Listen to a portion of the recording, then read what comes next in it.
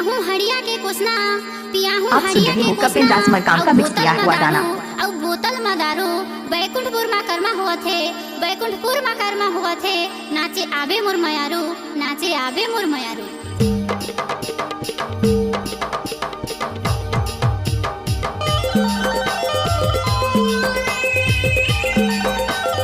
किसी भी गाने को तो मिक्स करने का योगेंद्र राज मरकाम का आदत है।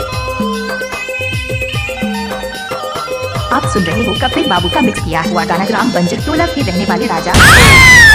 कैसे कर थास रे? कैसे कर थास?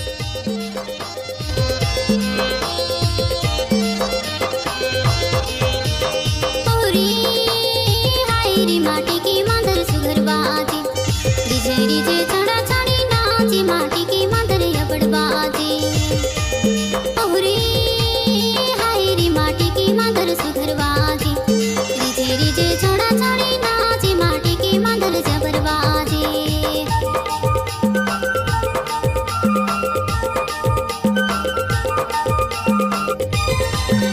आप सुन रहे हो कपिल बाबू का मिक्स किया हुआ गाना ग्राम बंजर टोला के रहने वाले राजा।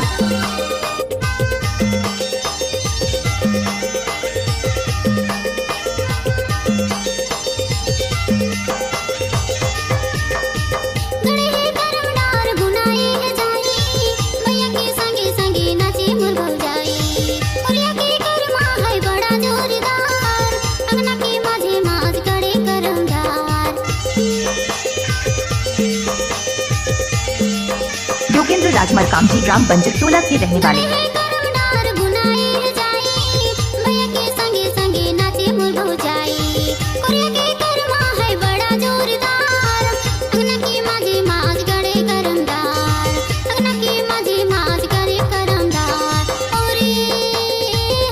माटी की मादर सुघरबाजी, रिजे रिजे टुरा टुरी नाचे माटी की मादर यबड़बाजी। ओरी हायरी माटी की मादर यबड़बाजी, रिजे रिजे चढ़ा चढ़ी नाचे माटी की मादर सुघरबाजी। मिक्स बाय डीजे कपिल राज मरकाम जी।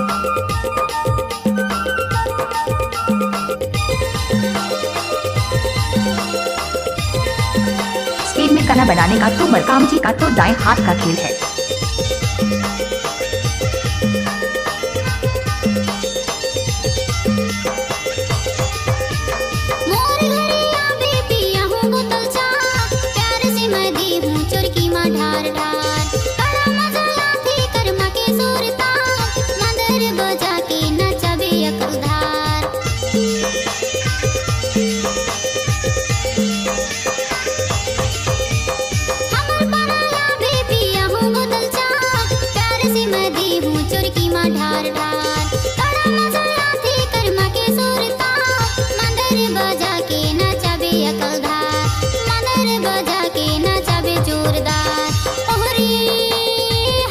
माटी की मादर यबड़बाजी, रिजे रिजे चढ़ा चढ़ी नाचे माटी की मादर सुघरबाजी। ओरे हायरी माटी की मादर सुघरबाजी, रिजे रिजे टुरा टुरी नाचे माटी की मादर जबरबाजी। रिजे रिजे टुरा टुरी नाचे माटी की मादर सुघरबाजी, रिजे रिजे चढ़ा चढ़ी नाचे माटी की मादर यबड़बाजी। रिजे रिजे टुरा टुरी नाचे माटी की मादर सुघरबाजी। आप सुन रहे हो कपिल दास मरकाम का मिक्स किया हुआ गाना।